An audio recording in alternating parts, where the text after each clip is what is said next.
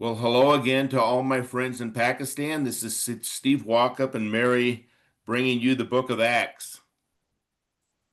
पाकिस्तान के लोगों को खुशामदीद कहते हैं। स्टीव आपके लिए और मैरी आपके लिए अमाल की इस किताब का मुतालिया लाए। Remember, we have just seen in the last few sessions that Paul has finished his journey in Ephesus, and now he is moving to Jerusalem, where he wants to preach one last time to the Jews before going to Rome. याद रखें कि हमने अपने आखिरी सबक में सीखा था कि पौलुस रसूल जो है अपना आखिरी सफर यरूशलेम की तरफ करता है और इसके बाद उसे रोम के अंदर भी जाना जरूर था।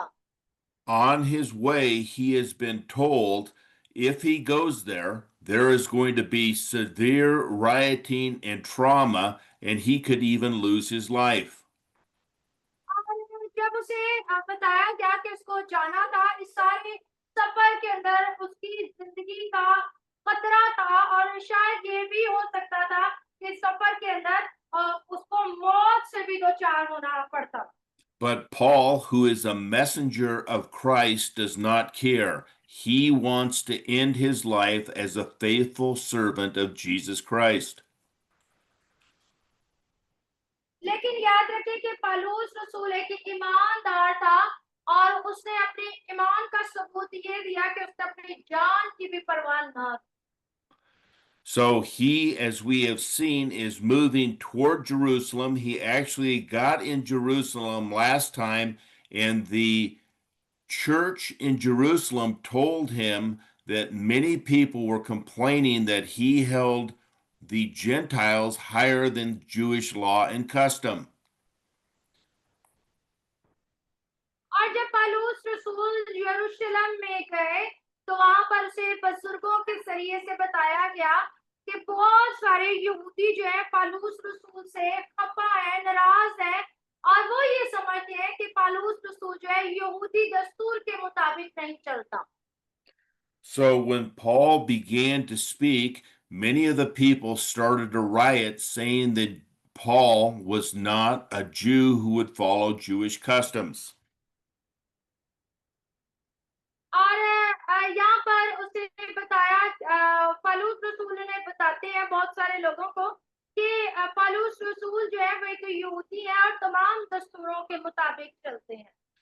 When the Jews heard this, they immediately went and seized Paul, who was in the temple preaching. और हम देखते हैं कि पौलुस रसूल जब हैकल के अंदर थे और वहां पर जब तालीम दे रहे थे तो बहुत सारे यहूदी आए और उन्होंने उसे पकड़ लिया। Let's read Acts 21, verse 30. आए मेरे साथ अमाल की किताब और उसका 21 बाब और उसकी 13वीं आयत देखेंगे।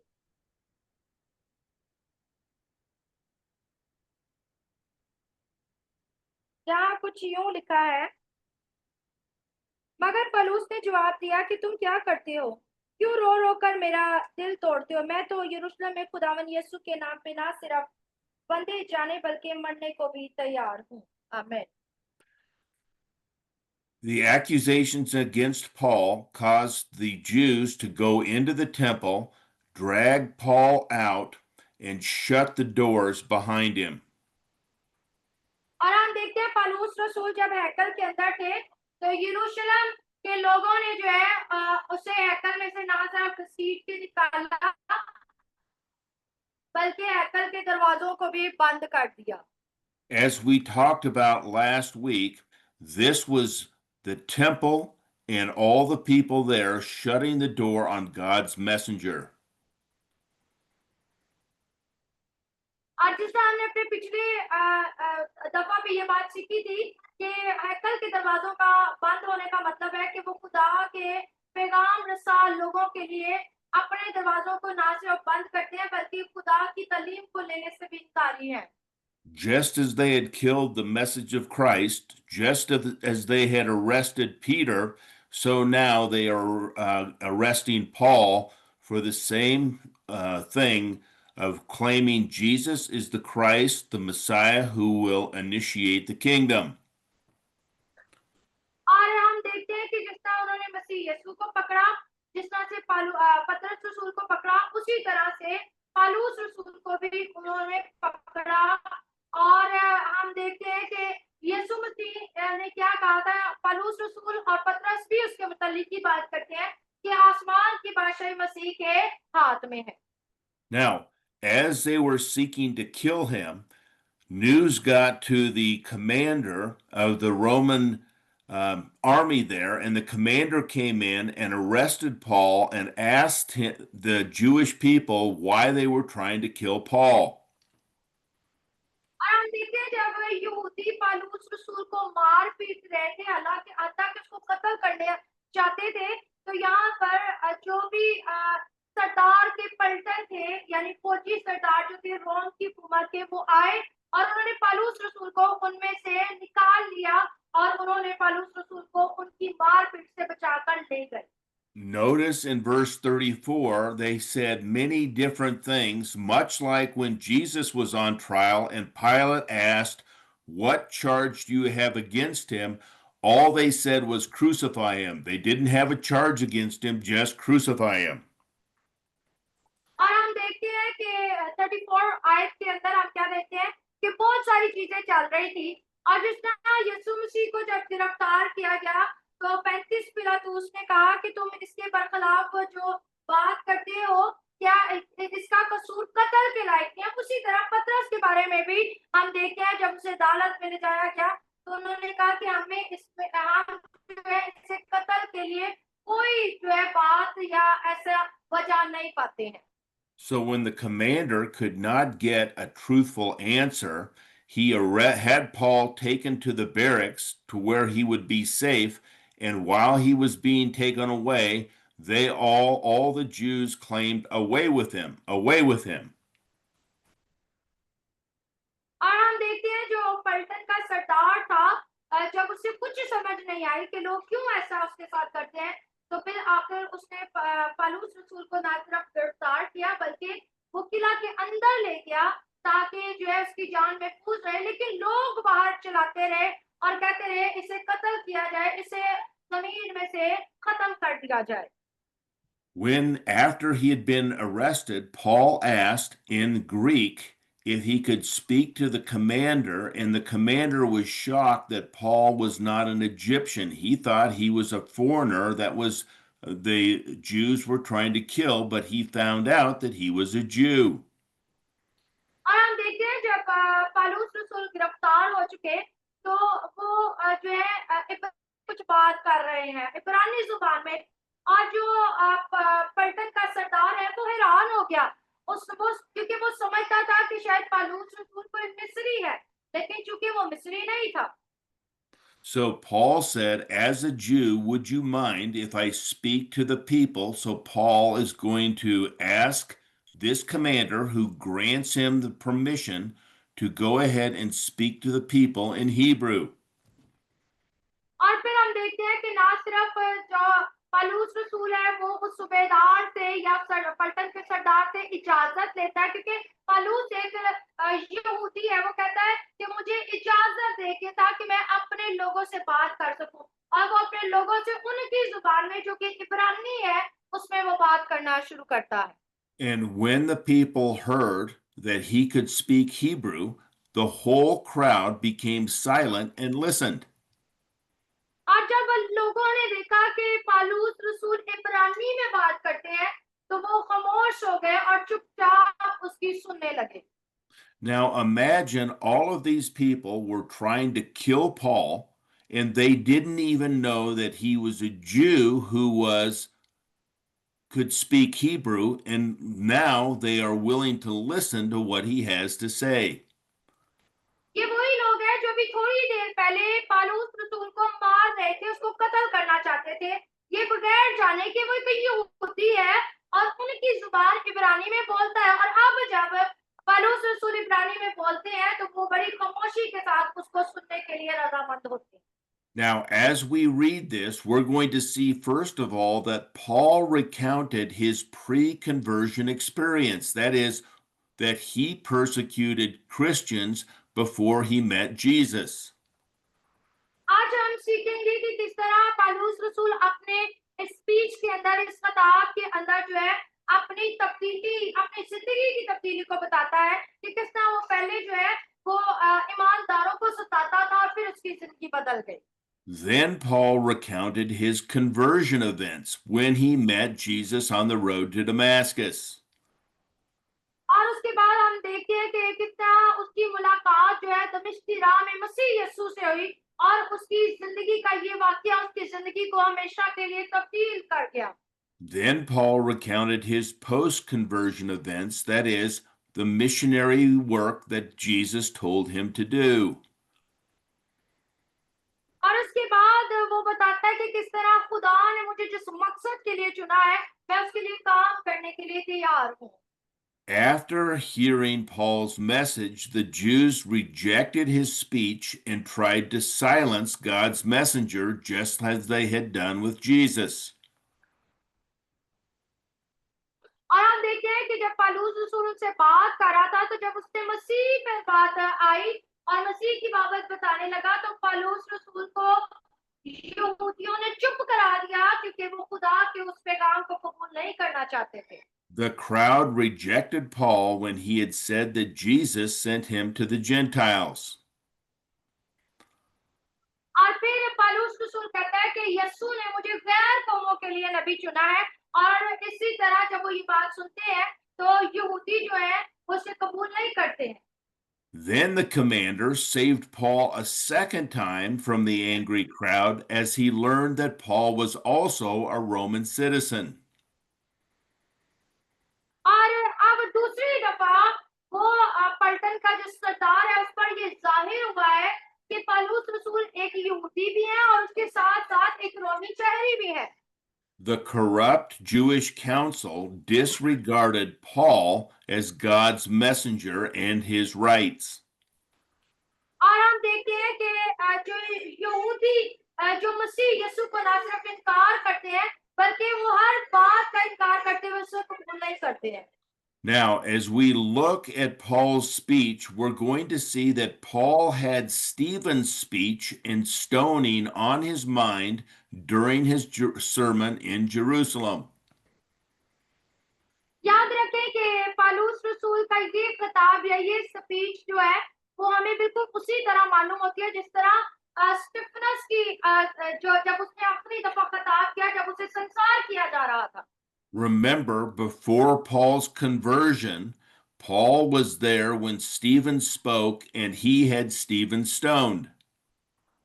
और हम देखते हैं इससे पहले कि पौलुस रसूल जो है मसीह यीशु को कबूल करते हम देखते हैं कि उससे पहले स्टिफनस को संसार किया गया था और स्टिफनस के संसार करने होने के बाद पौलुस रसूल की तब्दीली हुई है।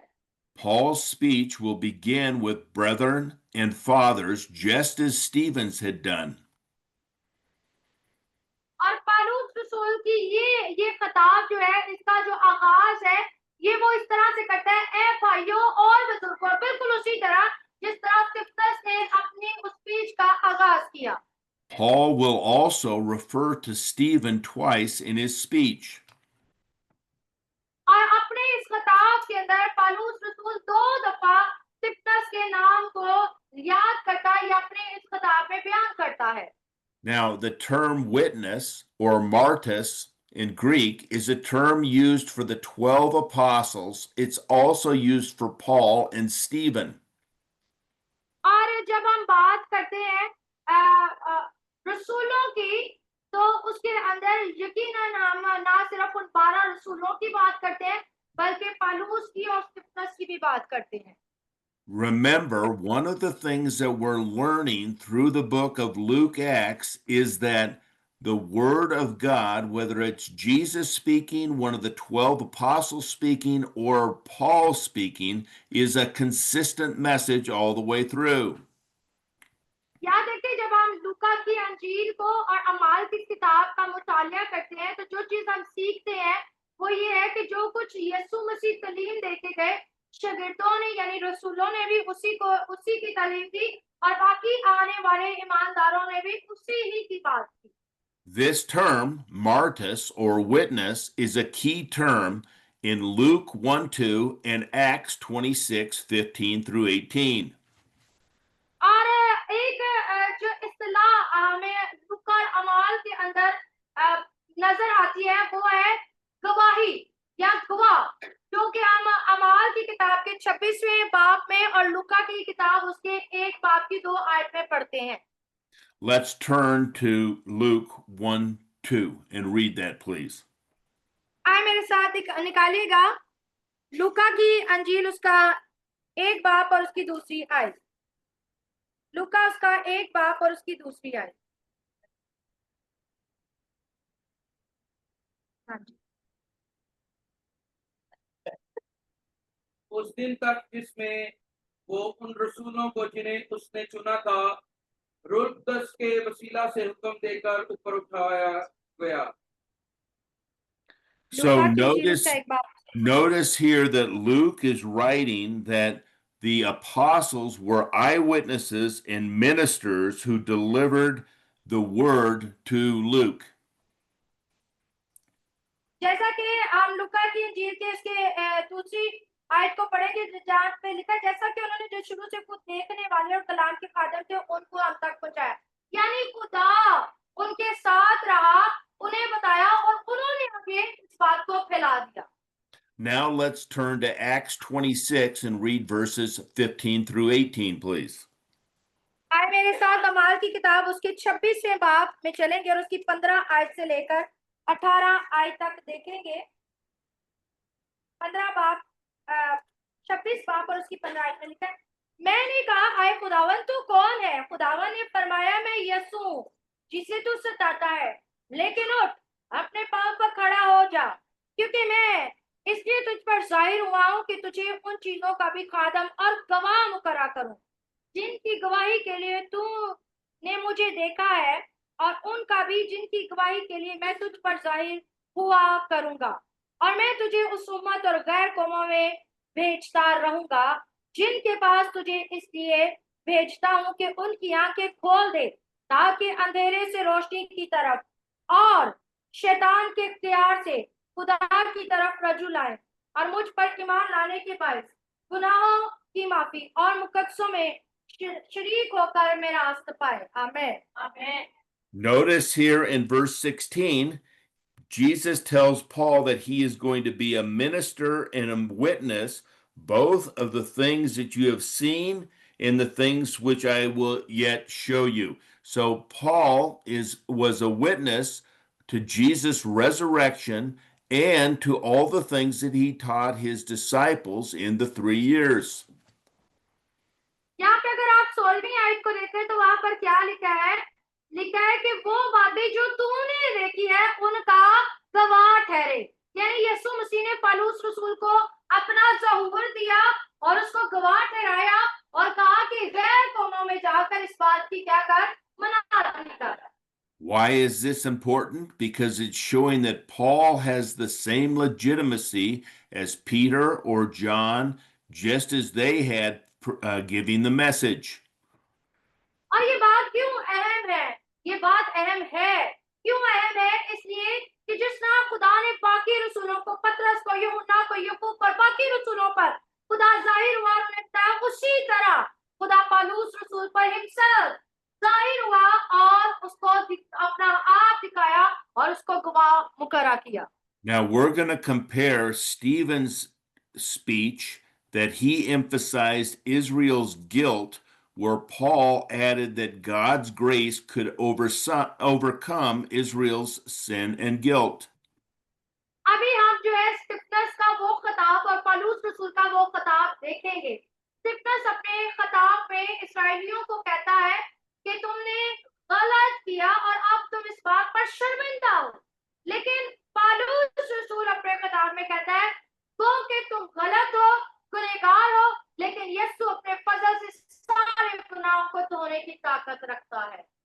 Now, Paul's ability to speak Hebrew drew the Jews' attention. They're willing to listen to someone who can speak Hebrew. याद रखिए पौलुस रसूल के पास एक खूबी है और वो खूबी है इब्रानी में बोलना, और इब्रानी जुबान जो है वो यहूदियों के लिए Let's read 21 Acts अपनी तरफ हाथ 21:40 through 22:2. Acts 21:40 through 22:2. आए मेरे साथ अमाल की किताब उसका 21वां बाब देखेंगे और उसकी 40 आयत और फिर 22वें बाब की पहली 2 आयत हम देखेंगे। अमाल उसका 21 बाब और उसकी 40 आयत से। जब उसने उसे इजाजत दी तो पौलुस सीढ़ियों पर खड़ा होकर लोगों को हाथ से इशारा किया। जब वो चुपचाप हो गई तो इब्रानी जुबान में यूं कहने लगा, ए भाइयों और बुजुर्गों, मेरा गुजर सुनो जो अब तुमसे बयान करता हूँ। जब उन्होंने सुना कि हमसे इब्रानी जुबान में बोलता है तो और भी चुपचाप हो गए। बस उसने कहा। Okay, so Paul addressed the rebellious Jewish audience in their native tongue, just as Jesus had done with a rebellious Saul. याद रखिए पौलुस रसूल ने उन बागी और गर्दन कश कौम इसराइलियों को की तवज्जो के लिए उनकी ही जुबान इब्रानी का इस्तेमाल किया, बिल्कुल उसी तरह जिस तरह मसीह यीशु ने उस बागी और गर्दन कश साउल के लिए उसकी जुबान का इस्तेमाल किया ताकि उसकी तवज्जो को पाए। Let's turn back to Acts chapter 26 and read verse 14. आए मेरे साथ अमाल की किताब उसके 26वें बाब की 14 आयत को देखेंगे, जहां कुछ यूं लिखा है, जब हम सब जमीन पर गिर पड़े तो मैंने इब्रानी जुबान में ये आवाज सुनी, ए साउल तू मुझे क्यों सताता है। Notice here that Jesus is speaking to Paul in Hebrew, so Paul wants to speak to the people, the Jews, in Hebrew. याद रखिए यीशु मसीह ने भी जब साउल को बुलाया था, जो कि बाद में पौलुस रसूल बन गए, तो उससे मुखातिब होने के लिए कौन सी जुबान इस्तेमाल की? इब्रानी। और अब यही पौलुस जो साउल बन चुके हैं, जो साउल था पौलुस बन गया, अब यहूदियों के साथ जब बात करता है तो उसी जुबान का इस्तेमाल करता है, इब्रानी। The reason Paul would do this is he had become a person who would be all things to all people as a key evangelistic strategy so that some might be saved. और क्या वजह थी कि वो ऐसा करता है? क्योंकि पौलुस रसूल को मुबशराना खिदमत मिली थी और वो चाहता था कि शायद मेरे ऐसा बोलने से किसी की तवज्जो जो है वो मेरी तरफ आए और उसकी जिंदगी बदल जाए। Let's turn to 1 Corinthians chapter 9 and read verses 19 through 22, please. निकाल लेना पास पहला करंथियों 9 बाब उसकी 19 और 22 19 से 22 आए।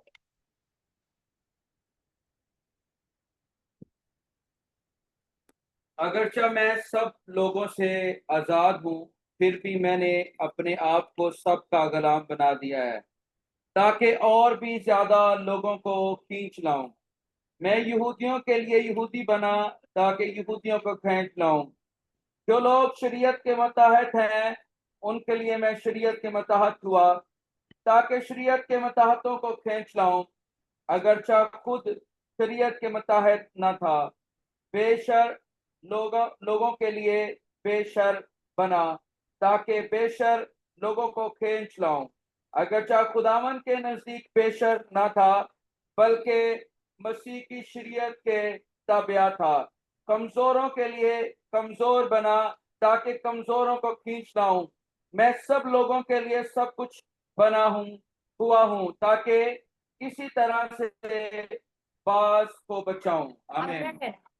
So, Paul's strategy is to become all things to all people so he has the best chance of them understanding his message from Jesus and believing it.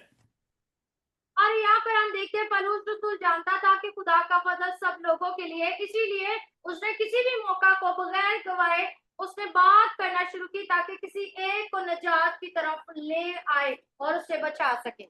This is a strategy that we all need as we try to reach other people with the message of Christ.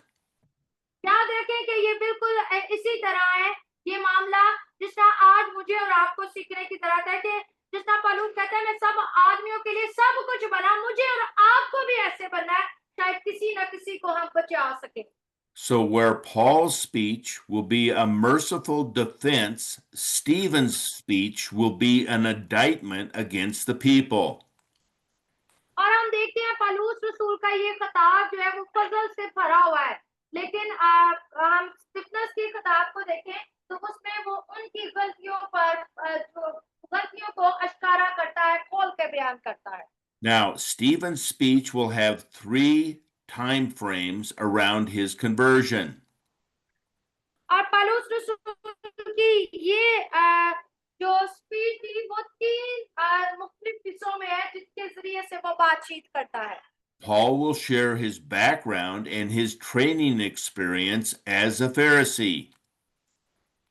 और अपने अपने इस किताब के अंदर वो अपने background को बताता है कि वो कहाँ से है, यानी इसका ताल्लुक कौन से कबीले से है, और वो एक फरीसी है। He will confess that initially he was very hostile to Christ's message until he met Jesus.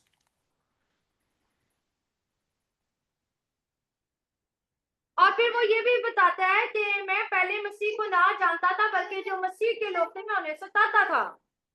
But on the road to Damascus, as he was going to persecute more Christians, Jesus met Paul.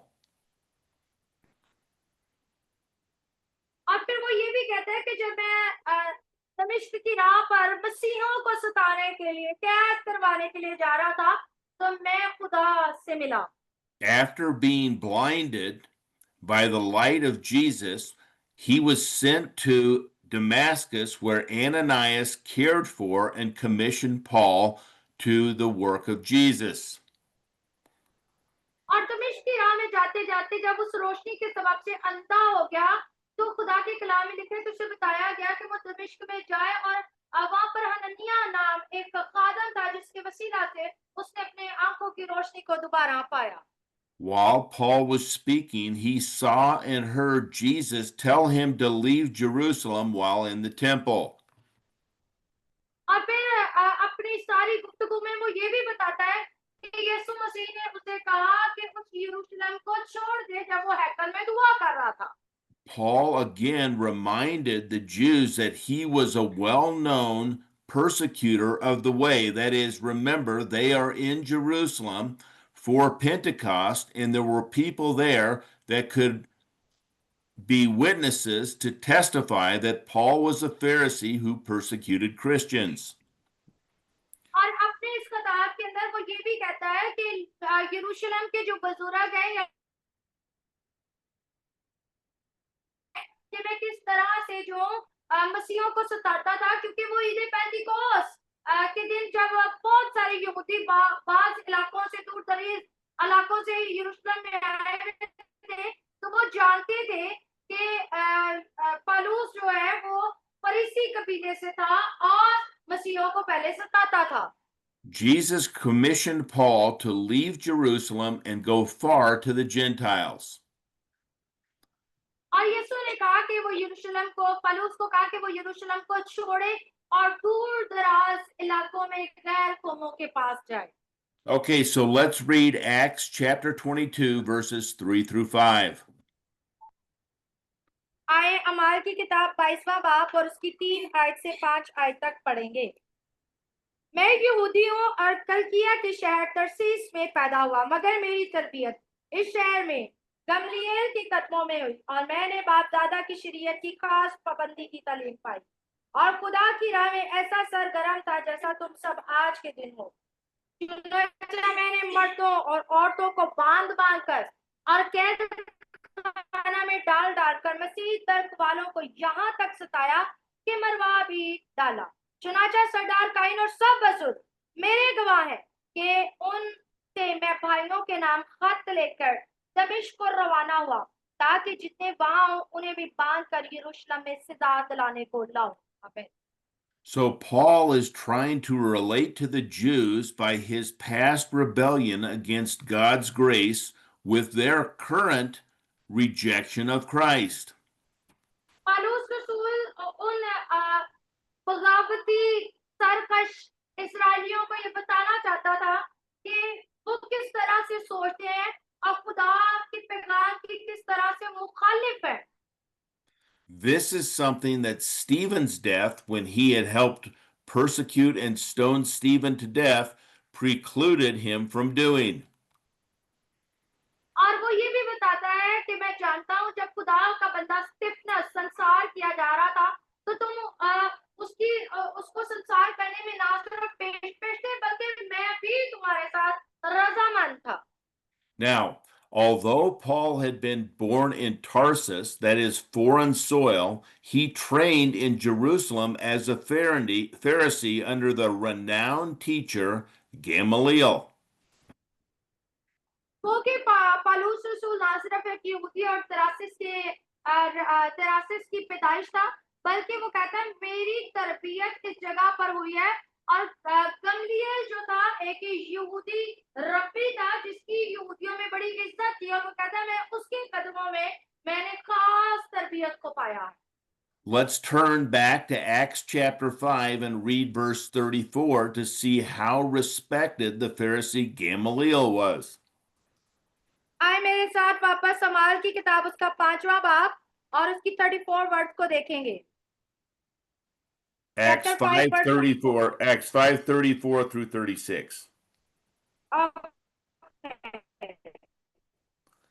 यहाँ पर हम कुछ यूं पढ़ते हैं, मगर Gamaliel नाम एक फरीसी जो शरा का मुअल्लम और सब लोगों में इज्जतदार था अदालत में खड़ा होकर हुक्म दिया कि इन आदमियों को थोड़ी देर के लिए बाहर कर दो। बस उनसे कहा, ऐ इस्राएलियों, इन आदमियों के साथ जो कुछ किया चाहते हो होशियारी से करना, क्योंकि इन दिनों से पहले तरादिस ने उठकर दावा किया था कि मैं भी कुछ हूँ और तकरीबन 400 आदमी उसके साथ हो गए थे, मगर वो मारा गया और जितने उनके सब परागंदा हुए और मिट गए। आमेन। And then read 39. That's chapter 5, verse 39. Okay. इस शख्स के बाद यहूदी गलीली इसम नवीसी के दिनों में उठा और उसने कुछ लोग अपनी तरफ कर लिए, वो भी हलाक हुआ और जितने उसके मानने वाले थे सब परागंदा हो गए। बस अब मैं तुमसे कहता हूँ इन आदमियों से किनारा करो और उनसे कुछ काम ना रखो, कहीं ऐसा ना हो कि खुदा से लड़ने वाले ठहरो, क्योंकि ये तरकीब या काम अगर आदमियों की तरफ से है तो आप बर्बाद हो जाएंगे, लेकिन अगर खुदा की तरफ से है तो तुम उन लोगों को महबूब ना कर सकोगे। आमीन। Okay, so we see here this Gamaliel was well respected by everyone in the Sanhedrin, and they listened to what he had to say.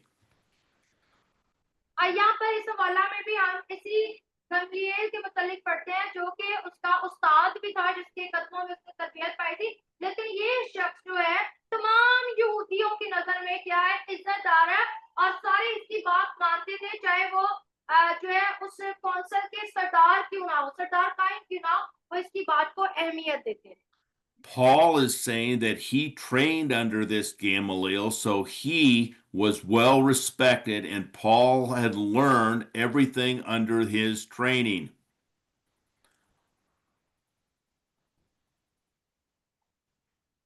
और पौलुस रसूल खास करके अपने उस्ताद का नाम लेता है कि मैंने गमलीएल के कदमों में तरबियत पाई है। इस बात को कहने का मकसद उसका ये था ताकि साफ जान सके कि वो शरीयत का मुअल्लम है और सबकी नजर में इज्जतदार है, तो मैंने उससे तरबियत पाई है, तो मैं कैसे जो शरीयत के मातहत नहीं हूँ बल्कि मैं उसके खिलाफ हूँ, आप ये कैसे कह सकते? Paul said this to convince the people that he was a true product of Judaism. That is, he followed the Jewish law and customs. और वो कहता है कि मैं एक यहूदी तहजीब त्योहारों और बाकी दस्तूरों को मानने वाला हूँ, क्योंकि मेरी तरबियत जो है एक ऐसे उस्ताद के कदमों के अंदर हुई है। Paul's background and training helped him empathize with the zealous and ignorant blindness of the Jews. याद रखें कि पौलुस रसूल की तरबियत ऐसी हुई है कि जिसकी वजह से शायद वो अंधा हो गया और खुदा की हकीकी बातों को उस वक्त समझ नहीं पाया, यानी अपनी Now- तब्दीली से पहले वो नहीं जानता था इसीलिए वो मसीहों को सताता था। Now, Paul's past blindness, remember, before he met Jesus on the road to Damascus, he is killing and persecuting Christians. That's why he chose a defense speech while Stephen chose an accusation speech. और हम देखते हैं कि पौलुस रसूल की तब्दीली से पहले ना सिर्फ वो मसीहों को सताता, उन्हें कैद में डालता, उन्हें मरवाता भी था। और अभी हम इस बात को देखते हैं कि स्टिफनस का जो खिताब है और पौलुस रसूल का खिताब तो मुख्तलिफ है। क्यों मुख्तलिफ है? क्योंकि पौलुस रसूल ने उस फजल को दमिश्क की राह में रिसीव किया, कबूल किया, इसीलिए वो अपने इस खिताब के अंदर खास तौर पे खुदा के फजल की बात करता है। So Paul is saying, I understand how you feel. My Jewish training told me anyone that says anything against the Jewish customs, I should persecute them, jail them, and even kill them. And that's what I did to the way. और पौलुस रसूल उनको कहता है, मुझे पता है तुम क्या महसूस कर रहे हो, क्योंकि मैं भी तुम्हारी तरह था। और मुझे पता है जब भी कोई शरीयत के बरखिलाफ या उसके दस्तूरों के मुताबिक नहीं चलता, तो उसके लिए लाजम था कि उसको सताया जाए, उसको मरवाया जाए, कत्ल किया जाए या कैद खाने में डाल दिया जाए। कहता मैं समझ सकता हूँ, जानता हूँ, क्योंकि मैं भी तुम्हारी तरह था। Paul said, don't take my word for it. There is the whole Jewish council that could testify. They're the ones that hired me, gave me money to go out and persecute these Christians. कहता मेरी गवाही पे यकीन ना करो, लेकिन जो इस बात पे तो यकीन करो कि मुझे जो है पीछे से रुपया मिलता था, पैसा मिलता था, खत मिलते थे, और वो मेरे गवाह है कि वो मुझे देते थे ताकि मैं मसीहों को मरवाता, कैद में डालता। Now, it would take an act of God to convince Paul, who was killing Christians, thinking that he was defending God, to change his ways. लेकिन वो कहता है खुदा का असर मुझ पर कुछ ऐसा हुआ, मैं जो मसीहों को कत्ल करता, सताता था, और अब बदल गया क्योंकि खुदा की रोशनी मुझ पर चमकी है। And that is exactly what we are going to see in Acts 22, 6 through 11. We're going to see an act of God convince Paul to change his ways. और आज हम इसी बात को देख रहे हैं कि और बिल्कुल सचमुच ये बिल्कुल इसी तरह हुआ कि जब पौलुस रसूल दमिश्क की राह में था, तो मसीह ने उसकी जिंदगी को तब्दील किया। Let's read Acts 22, 6 through 11, please. 6ठी आयत से लेकर 11वीं आयत तक 22वें बाब की पढ़ेंगे, जहां कुछ यूं लिखा है। जब मैं सफर करता करता दमिश्क के नजदीक पहुंचा, तो ऐसा हुआ कि दोपहर के करीब यकायक एक बड़ा नूर आसमान से मेरे गिरदागर्द आ चमका, और मैं जमीन पर गिर पड़ा। ये आवाज सुनी, है साउल तू मुझे क्यों सताता है? मैंने जवाब दिया कि ऐ खुदावन तू कौन है? उसने मुझसे कहा, मैं यीशु नासरी हूँ जिसे तू सताता है। और मेरे साथियों ने नूर तो देखा, लेकिन जो मुझसे बोलता था उसकी आवाज ना सुनी। मैंने कहा, खुदावन मैं क्या करूं? खुदावन ने मुझसे कहा, उठ कर दमिश्क में जा, जो कुछ तेरे करने के लिए मुकर्रा हुआ है वहां तुझसे सब कहा जाएगा। जब मुझे उस नूर के जलाल के सबब से कुछ दिखाई ना दिया, तो मेरे साथी मेरा हाथ पकड़कर मुझे दमिश्क में ले गए। आमीन। Okay, so notice here that Paul says in verse 6 that as he was on the road to Damascus, he saw a great light from heaven. 6ठी आयत को गौर से देखें तो वहां पे पौलुस रसूल क्या कहता है, मैं दमिश्क की राह में जा रहा था और आसमान से एक नूर मेरे गिरदागिर्द आ चमका। Falling to the ground, Paul heard a voice asking, Saul, Saul, why are you persecuting me? और कहता है कि जब उस नूर के सबब से जमीन पर गिरा, तो इस आवाज को सुना, ऐ साउल तू मुझे क्यों सताता है? Knowing that this voice was from heaven, Saul asked his Lord's identity. Who are you, Lord? जब हम देखते हैं कि साउल ने इस आवाज को सुना जो कि आसमान से आती थी, उसने कहा, खुदावन, क्योंकि ये आवाज आसमान से है, इसलिए वो कहता, आए खुदावन तू कौन है? The heavenly voice identified himself as Jesus of Nazareth, the one who Paul had been persecuting.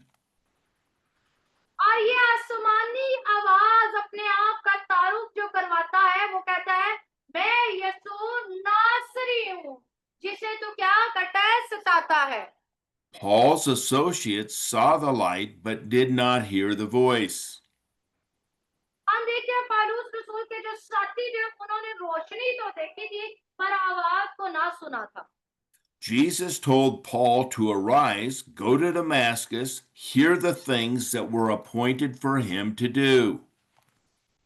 और यीशु ने उसको कहा उठ और दमिश्क को जा, और जो कुछ तेरे करने के लिए मुकर्रर है तुझे उस जगह पर बताया जाएगा।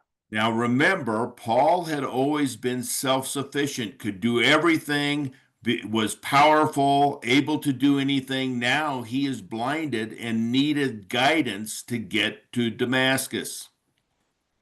याद रखिए पौलुस रसूल एक ऐसा शख्स था जो कि जबरदस्त था और अपने अपने तरीके से सब कुछ करने की ताकत रखता था, लेकिन अब जो कि उसके आंखों की रोशनी चली गई है तो वो जा भी नहीं सकता है। Now, there were multiple witnesses who saw the light, that is, Paul and his friends all saw the light, and Paul was blinded. याद रखिए कि यहाँ पर बहुत सारे गवाह हैं जिन्होंने आसमानी रोशनी को देखा था। पौलुस रसूल के साथ उसके साथी भी थे जिन्होंने उस रोशनी को देखा था। Paul and Ananias both heard the voice of Jesus, even though Paul's other associates didn't, giving 2 or 3 witnesses who heard what Jesus had said. और फिर हम दूसरी तरफ देखते हैं कि कलाम में लिखा है कि जहाँ 2 या 3 का गवाहों का होना जरूरी था। यहाँ पर रोशनी के लिए पौलुस के साथ उसके साथी गवाह थे। अब जो आवाज आसमान से सुनते थे उसके लिए ना सिर्फ पौलुस रसूल सुन रहा था, बल्कि दूसरी तरफ हनन्याह जैसा एक नबी भी था जिससे खुदा ने अपनी आवाज को सुनाया था। This is to fulfill the law. Remember, they said Paul didn't follow the law. This is Paul showing that he is fulfilling the law in having 2 or 3 witnesses. और हम देखते हैं कि पुराने अहदनामे में ये लाजम था कि किसी भी बात की तस्दीक के लिए 2 गवाहों का होना जरूरी है। Let's turn to Deuteronomy chapter 19 and read verse 15. आए मेरे साथ देखिएगा अस्तिशना की किताब और उसका 19वां बाब। अस्तिशना की किताब उसका 19 बाब और उसकी 15 आयत।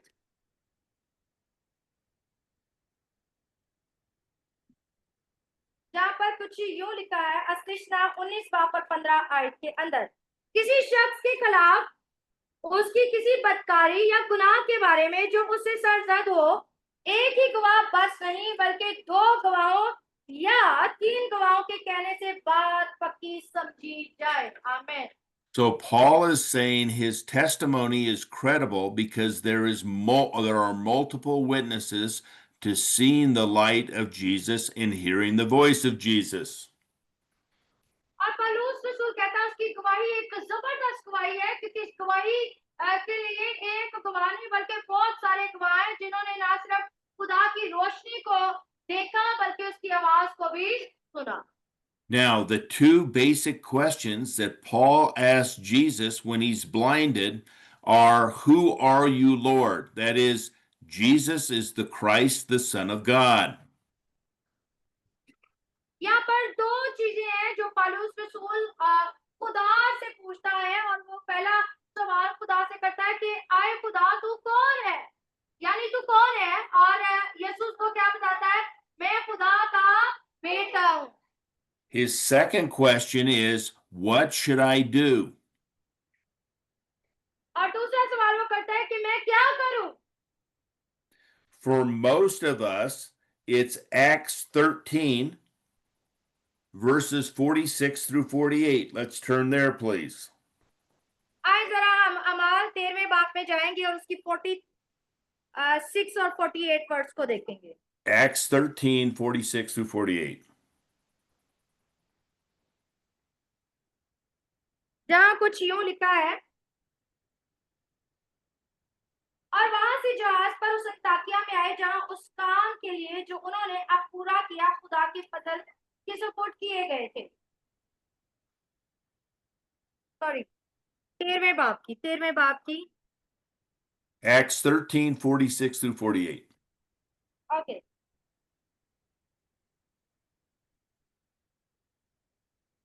पौलुस और बरनबास दिलेर होकर कहने लगे, जरूर था कि खुदा का कलाम पहले तुम्हें सुनाया जाए, लेकिन चूंकि तुम उसको रद्द करते हो और अपने आप को हमेशा की जिंदगी के नाकाबिल ठहराते हो, तो देखो हम गैर कौमों की तरफ मुतवज्जा होते हैं, क्योंकि खुदा ने हमें ये हुक्म दिया है कि मैंने तुझको गैर कौमों के लिए नूर मुकर्रर किया, ताकि तू जमीन की इंतहा तक नजात का बायस हो। आमीन।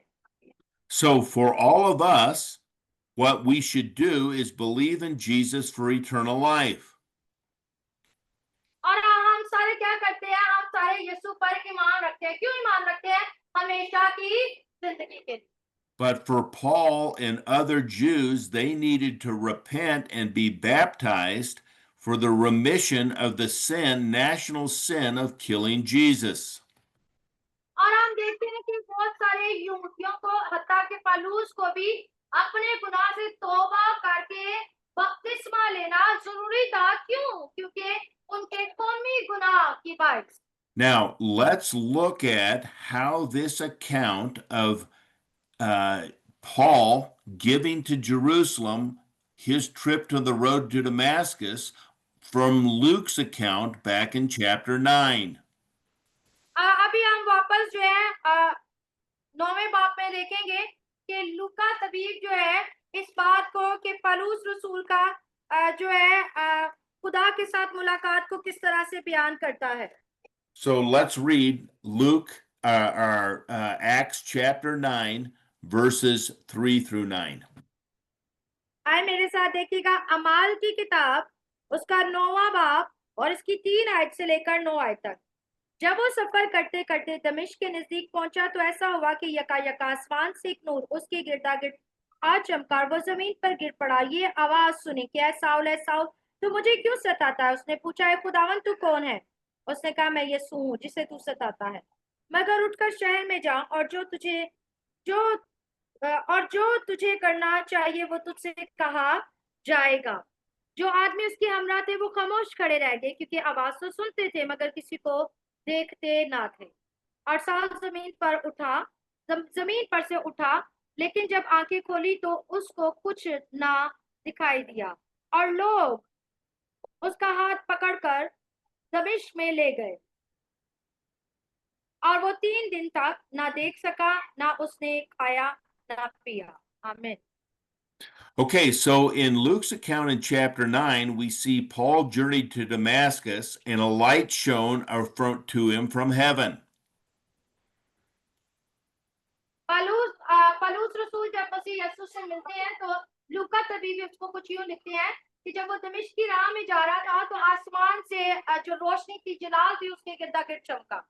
But in chapter 22, verse 6, Paul says that the Damascus event occurred around noon. This is when it's most bright outside, and a great light overpowered even the sun. लेकिन जब पौलुस रसूल अपनी गवाही खुद देते हैं माल की किताब के 22वें बाब में, तो वो कहता है दोपहर के वक्त जब मैं दमिश्क की राह में जा रहा था तो दोपहर के वक्त आसमान से नूर चमका। दोपहर यानी जब सूरज अपने आपो ताप पर है और सूरज की खुद की बहुत ज्यादा रोशनी है। Both accounts say the great light caused Saul to fall to the ground, and he heard a voice saying, Saul, Saul, why are you persecuting me? और पौलुस रसूल की खुद की गवाही और लूका की गवाही जो पौलुस रसूल के लिए थी, वो दोनों में हम एक चीज को मुश्तरका देखते हैं, और वो ये चीज मुश्तरका है कि पौलुस रसूल जमीन पर गिर गए और इस आवाज को सुना कि साउल साउल तू मुझे क्यों सताता है। Paul asked who it was he was talking to, and Jesus identified himself as Saul's Lord. और हम देखते हैं में जब पलूस जो है पूछता है कि खुदावंद तू कौन है, तो अपना तारफ खुदा इस तरह करवाता है। In the account in chapter 9, we see that Jesus asks Saul, why is he kicking against the goads? Saul doesn't say that to these Jewish people because he doesn't want to offend them. और हम देखते हैं कि 9वें बाब में जब पलूस के साथ यीशु मसीह की मुलाकात होती है, तो कुछ ऐसी बातें जो वो यहूदियों को, जब पलूस रसूल जब यहूदियों से गुफ्तगू करता है, तो वो नहीं बताता, क्योंकि वो जानता है कि वो उसे कबूल नहीं करेंगे। Trembling, Paul asked Jesus for instructions what he wanted him to do, and Jesus told him to go, arise, and go to Damascus, and he would receive instructions there. खुदा के कलाम में लिखा है कि वो डरता और कांपता हुआ ये पूछता है कि आए खुदा, मुझे क्या मैं करूं? तो खुदा ने कहा कि उठ और दमिश्क को जा, और जो कुछ तेरे करने का होगा, मुकर्रर किया गया है, वो तुझे वहां बताया जाएगा। Paul did not tell the Jewish people that he was trembling. He just said that Jesus told him to arise, go to Damascus, and wait for instructions. हम देखते हैं पौलुस रसूल जब अपनी इस गवाही को यहूदियों के साथ देता है, तो वो ये नहीं कहता कि मैं डर गया था उस आवाज को देख के ये काम किया था, बल्कि बस वो ये कहता है कि मैंने जब पूछा तो खुदा ने मुझे कहा कि उठ और दमिश्क को जा, और वहीं तुझे बताया जाएगा। Both accounts claim that Paul's friends saw the light but did not hear his voice. दोनों ही वाक्य में हम देखते हैं कि ये लिखा गया है कि उसके जो साथ थे, उन्होंने रोशनी देखी पर आवाज को ना सुना। Paul's friends led blinded Paul to Damascus so that he could meet Ananias. और दोनों ही बात में हम देखते हैं कि जो उसके हम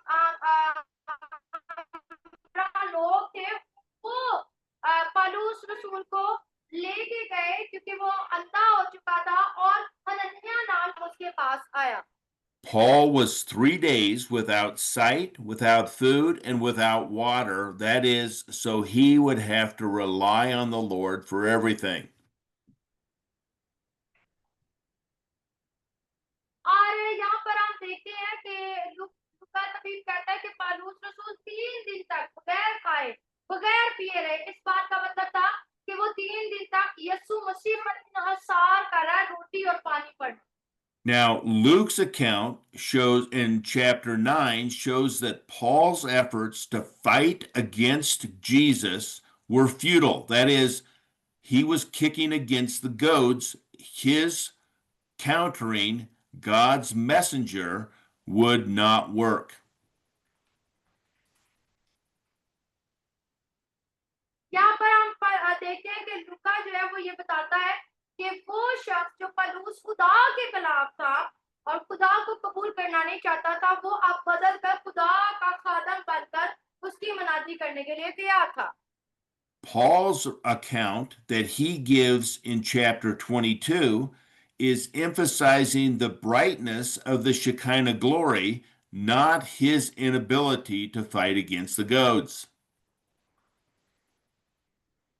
और याद रखिए कि इस सारे वाक्य में जो एक और बात वो कहते हैं कि जो जलाल जो नूर उसने देखा वो जलाल था, वो शकाइना ग्लोरी की तरह था, जो कि हैकल में किसी वक्त में होता था, ना कि कोई और रोशनी थी, बल्कि वो खुदा की रोशनी थी। Why is Paul doing this? पौलुस रसूल क्यों ये कहते हैं? Because he wants the Jewish people to understand that Jesus is the Messiah, the Christ that can give them eternal life, just as he had shared with Paul on the road to Damascus. Paul shared it with them. और पौलुस रसूल अपनी सारी बातों को इसलिए उनके साथ बांटता है ताकि वो उन्हें बता सके कि यीशु मसीह नासरी जो है दर हकीकत हकीकी खुदा है, जो उन्हें दमिश्क की राह में मिले। This should have convinced many people that the same person that was killing and persecuting Christians on the road to Damascus was then met the resurrected Christ and changed his whole way to share Christ's message instead of fight against the Christians.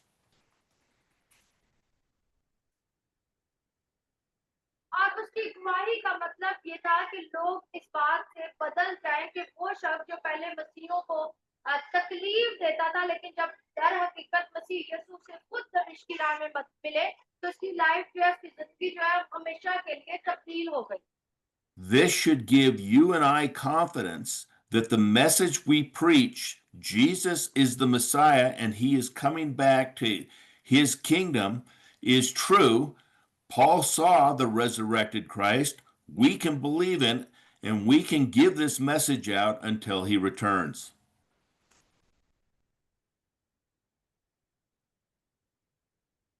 ये आज का पैगाम मुझे और आपको encourage करता है कि हम हकीकी मसीहा को जान सके, जिसकी गवाही पौलुस रसूल ने देखी और मसलूब मसीह को जिंदा देखा, और उसने ईमान रखा, और जिसका मैं और आप भी ईमान रखते हैं कि वही मसीहा जो मसलूब किया गया, जिंदा किया गया, वही आएगा और उसी की बादशाही फिर से कायम होगी।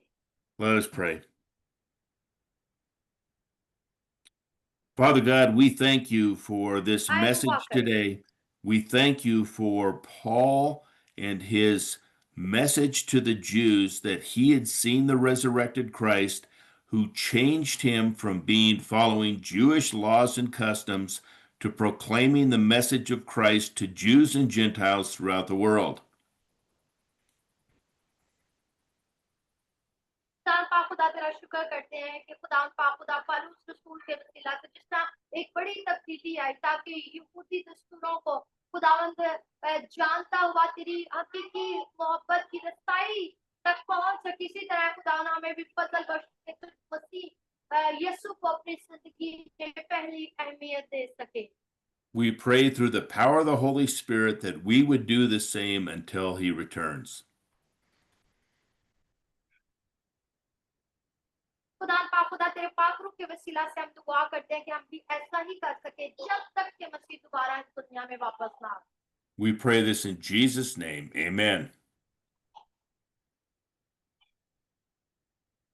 यीशु के नाम में दुआ करते हैं, आमीन। Thank you. God Amen. bless you. See you next week.